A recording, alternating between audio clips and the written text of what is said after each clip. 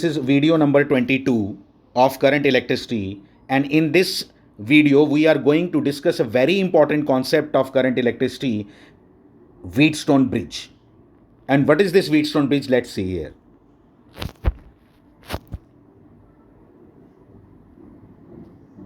इस तरह का सर्किट कभी अगर आपको दिखाई दे, 5 रेजिस्टेंस होते हैं इसमें, टोटल 5, ऐसा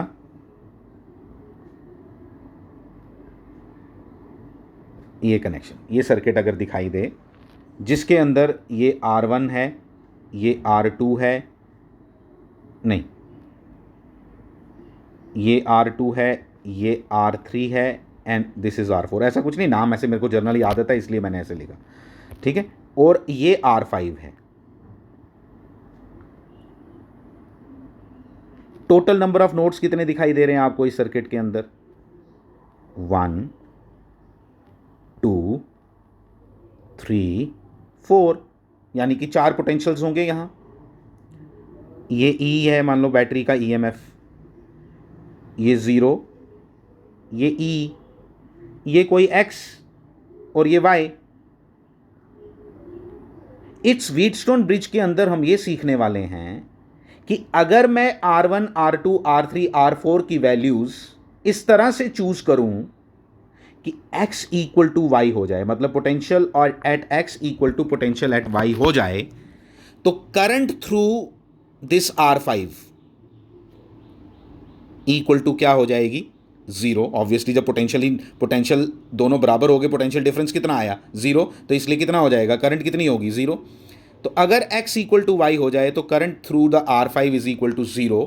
ऐसी कंडीशन को हम बैलेंस्ड कंडीशन कहते हैं।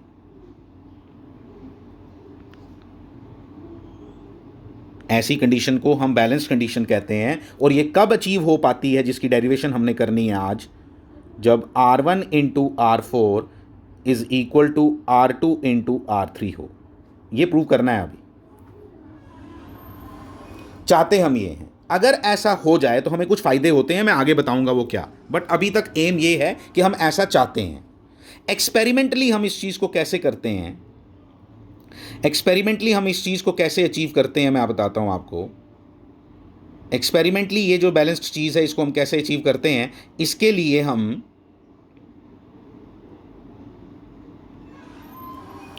मैं इसको दोबारा ही बना देता हूं। हम चाहते हैं एक्सपेरिमेंटली, देखो हम क्या करते हैं। एक्सपेरिमेंटली हम लोग इसके बीच में गैल्वेनोमीटर लगाते हैं विच कैन डिटेक्ट करंट, कि करंट है या नहीं है। मुझे मेजर करने की ज़रूरत ही नहीं है, I only want to detect current. For measurement of current we use ammeter. तो दिस इज़ अ गैल्वेनोमीटर, जो अगले चैप्टर में हमने जाके पढ़ना भी है इसकी कंस्ट्रक्शन, लेकिन अभी फॉर द टाइमिंग मुझे नहीं इंपॉर्टेंट है वो। मेरे को इतना मालूम है कि ये करंट डिटेक्ट कर लेगा अगर इसमें है या नहीं है। तो हम क्या करते हैं, एक रजिस्टर लेते हैं variable, let it this we R1, कोई भी हो सकता है चारों में से, लेकिन मैंने R1 लिया जिसको मैंने वेरिएबल बनाया। इस रेजिस्टेंस को इस वेरी करता रहूंगा इस तरह से कि वो कंडीशन मैच कर जाए। कौन सी वाली? R1 into R4 equal to R2 into R3, सामने वाले रेजिस्टेंस, मतलब ये 1 है, ये 4 है, ये 2 है, ये 3 है, ठीक है। तो R1 into R4 is equal to R2 into R3 अगर ये मैच कर जाए तो हम देखते हैं, हम कैसे लाते हैं ये तो दिखता नहीं है, ये तो मालूम है कि, लेकिन बैलेंस जब होता है तो ये होता है, ये होता है। तो एक्सपेरिमेंटली हम क्या करते हैं, देखो ध्यान से, कि हम इस गैल्वेनोमीटर में से करंट देखते रहते हैं बार बार जा रही है या नहीं।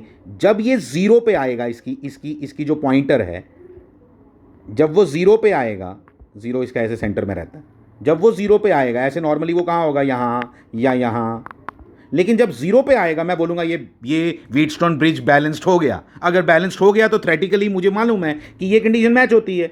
यानी कि अगर मुझे बाकी 3 की वैल्यू मालूम हो, R1 R2 R3 की वैल्यू मालूम हो, तो R4 निकाल सकते हैं। कोई एक वैल्यू अगर अननोन होगी किसी रेजिस्टेंस की तो वो पता लगाई जा सकती है। This is one of the application of Wheatstone bridge to find the unknown resistance. ठीक है, अब इसकी डेरिवेशन करते हैं। ये आ गया वही मैंने इसके अंदर सब करंट्स मार्क कर ली, 4 नोड्स थे इसलिए एक का नाम एक्स और एक का वाई, एक ज़ीरो और एक ई नज़र आ रहा है, वेरी गुड। अब देखो, अब इसके अंदर क्या दिखाई दे रहा है वो देखना। मुझे बताओ इस R1 की वोल्टेज कितनी होगी? वोल्टेज मतलब पोटेंशियल डिफरेंस, दो टर्म्स में लिख सकता हूँ, करंट की टर्म्स में लिखूँ तो I1 इंटू R1 और potential difference E minus x, potential की टर्म्स में लिखा तो E माइनस एक्स और अगर करंट की टर्म्स में लिखा तो I इंटू आर, तो ये लिख दिया पहली इक्वेशन। समझ आ गई आपको?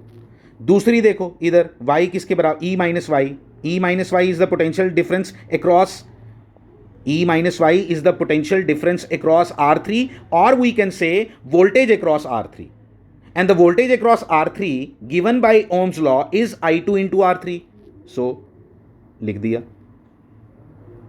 सिमिलरली मैं इन दोनों के लिए भी लिखने लगा हूं, I3 और I4 के लिए।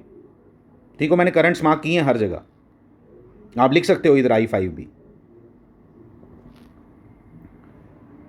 तो I3 के लिए क्या लिखूं, I3 की वोल्टेज कितनी, सॉरी R2 की वोल्टेज कितनी, R3 into I3 into R2 लिख दिया, लेकिन पोटेंशियल डिफरेंस के according x minus zero, similarly ये भी लिख दिया। अंडर बैलेंस कंडीशंस क्या होता है? अंडर बैलेंस कंडीशन मैं क्या चाहता हूं बताओ?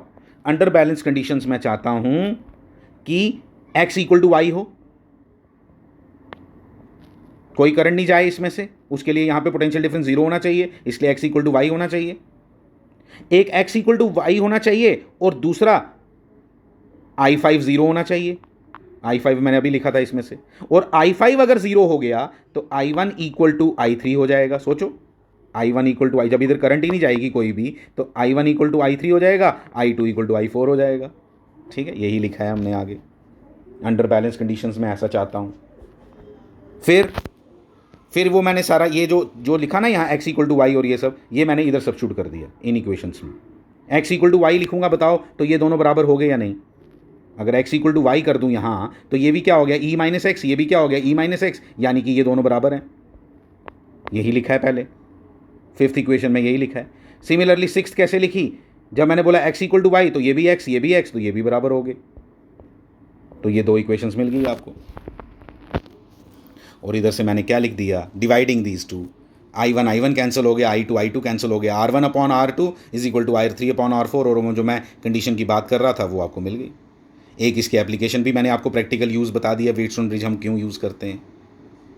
This is enough, thank you very much.